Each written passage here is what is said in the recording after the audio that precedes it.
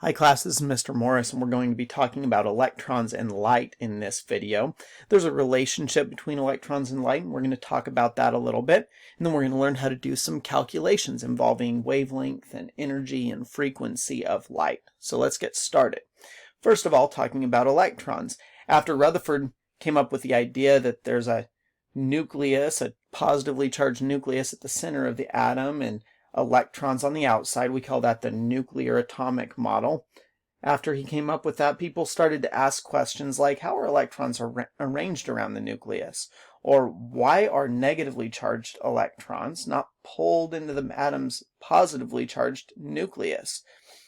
They also wanted to know, how does the electron cloud represent the differences in chemical behavior? And a lot of studies have been done to try to answer some of those questions. Unit 4 is going to focus on electrons. That's what we're in now.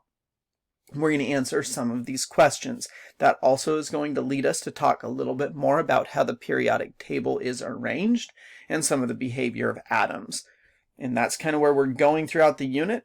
This is the first set of notes in that unit.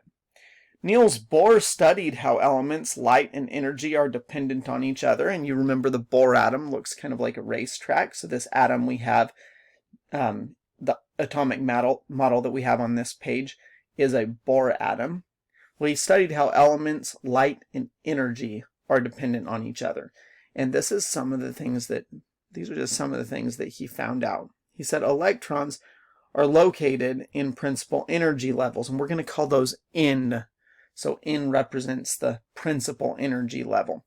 And he said energy levels are defined by certain amounts of energy. So it's a specific set amount of energy. So for example, we've got N equals 1, N equals 2, N equals 3, N equals 4, and N equals 5. So different energy levels, where the lowest energy would be N equals 1. And in this case, the highest energy listed would be N equals 5, or it could be a higher number than that, but in this case, N equals 5. And let's look at this atom down here just to get an idea of what we're talking about. N equals 1 is right here. That's your first energy level, and it's the one that's closest to the nucleus. That's the lowest energy. It's got that electron has less energy than N equals 2, which has to move farther to go around the atom. And then N equals 3, that's a higher energy state, and N equals 4 is the highest energy state in this particular atom. All right, now we're going to get into a couple terms that probably won't make a lot of sense right now, but as we go along, they will. Electron configurations, we'll come back to this, don't worry too much. This is the arrangement of atoms surrounding the nucleus, and they show the location of electrons in lowest energy possible, called the ground state. I do want you to know that the ground state is another word for the location of the electron that's lowest in energy possible. So it's the lowest energy state that all of the electrons could be at a given time. And electron configurations are something we'll learn about in the next set of notes. Electrons can absorb extra energy and jump to a higher energy level. So when they absorb extra energy, let's switch this up a little bit. When they absorb extra energy, then they can jump to a higher energy level. A higher energy level is called an excited state. Okay? Now, as the electron falls back to the ground state, it releases the extra energy. And when it does, this is when you actually see light. It's a pretty amazing thing when you stop and think about it. Anytime that you see light, what you're actually witnessing is the result of electrons falling to a lower energy level, because that's why the light is released. So even a fluorescent bulb, what's happening every millisecond in a fluorescent light bulb is an electric current is passing through, and that energy is exciting the atoms, and it's making electrons jump and then fall back down. It does that millions of times per second. And as the electron falls, light comes out. So let's look at this diagram down here. I want you guys to pause the video after I ask the question and just see if you can answer it. Okay, so energy is absorbed by an electron. This causes the electron to jump to another higher energy level. So we're going through the step-by-step process again. Then the electron falls back to its original level. Which of the illustrations above causes the release of light?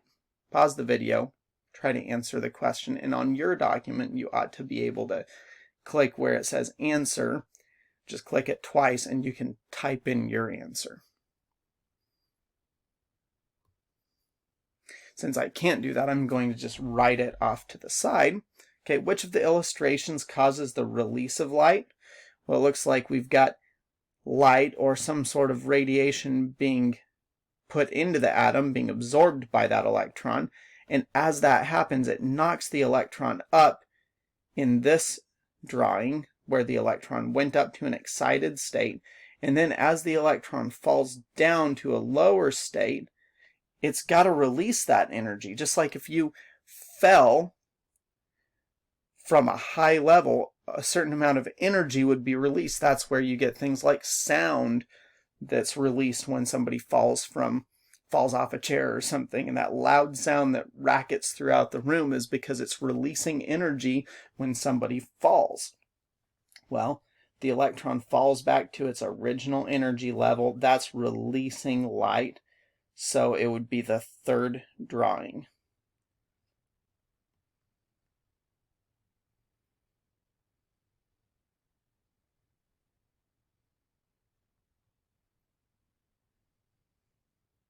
Or the third illustration.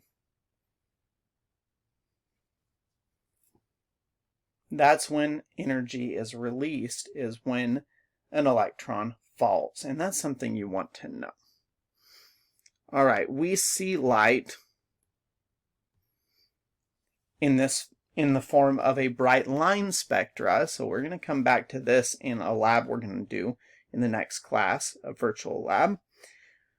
We see this light in the form of a bright line spectra that can be used to identify an element, since every element has a characteristic bright line spectrum. So when I say a characteristic bright line spectrum, it means it's specific to that element, and it's kind of like identifying somebody by their fingerprint. We can identify an element by its bright line spectrum. We'll talk about this more in the virtual lab and hopefully make even more sense of it. Let's keep going. All right, so we've talked a little bit about electrons, and we keep bringing up electromagnetic radiation. So we want to hone in and focus on defining some words here, but also we want to do some calculations. So we're going to do both of those things. Electromagnetic radiation is a form of energy that exhibits wave-like behavior, and it travels through space. It's also commonly referred to as light, both the visible light spectrum and the invisible light spectrum. Down here we've got some definitions we want to know. You've probably heard of the electromagnetic spectrum. That's the term used by scientists to describe the entire range of electromagnetic radiation or light that exists. From radio waves all the way up to gamma rays, most of the light in the universe is actually invisible to us. We can't see most of it. Visible light is a very narrow part of it. Okay, and light, or electromagnetic radiation, is a wave of alternating electric and magnetic fields. I don't really care too much if you know that exact definition, but you do need to know what the electromagnetic spectrum is. So let's look at it. And we've got increasing wavelength going from left to right. Now look, frequency increases going the opposite direction. Meant to get the highlighter. Frequency is increasing going the opposite direction, you see? And then we have energy.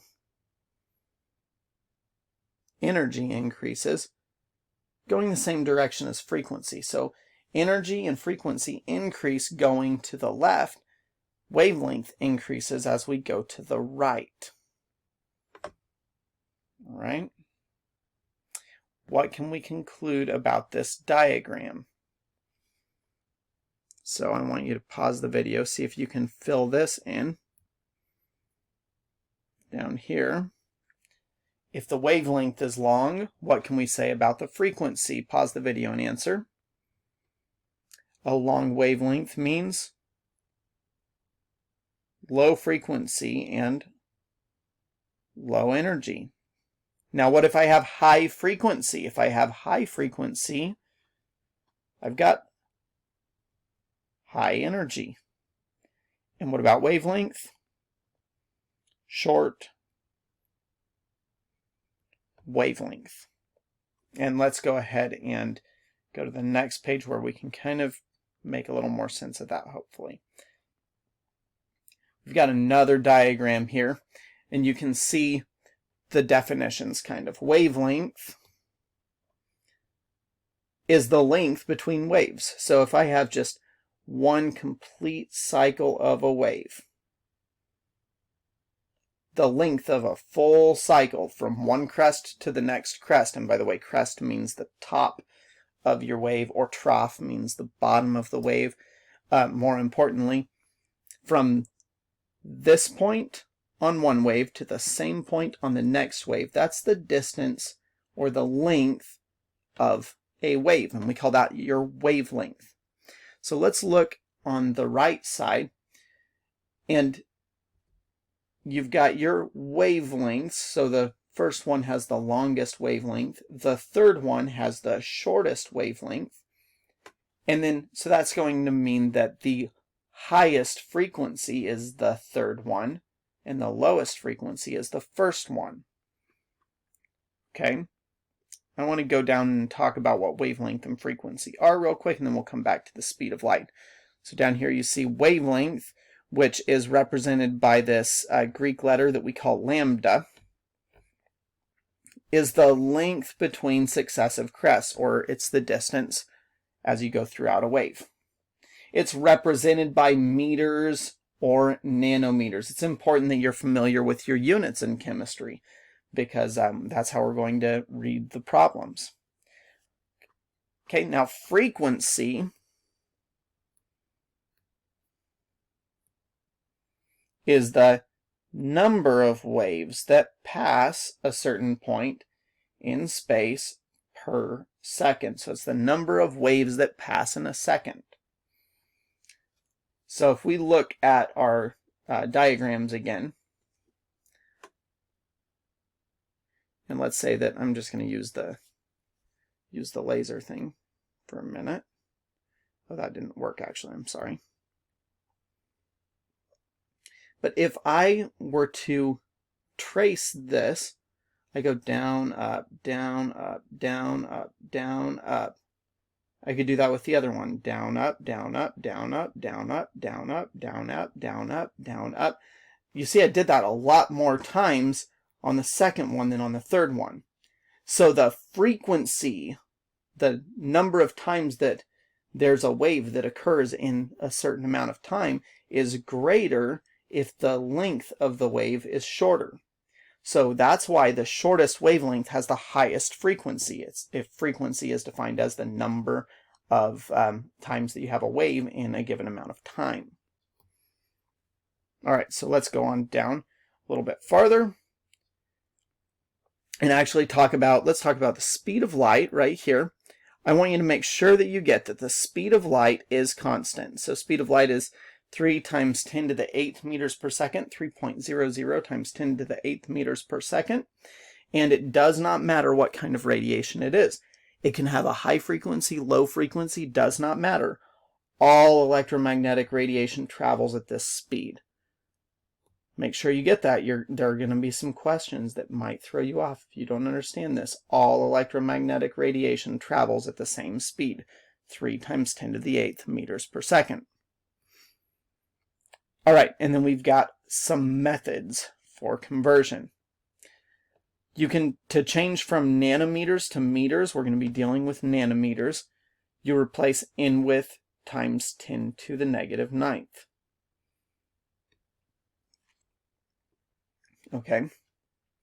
And that's because of this conversion factor we have right here. 1 nanometer equals 10 to the negative 9th meters.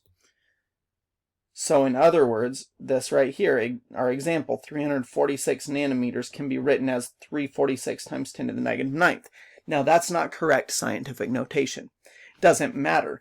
What I'm trying to show you how to do is how you can enter it in your calculator, okay? So if you just put 346, not 3.46, but 346 e negative 9 in your calculator, it's going to know what you're talking about, and it will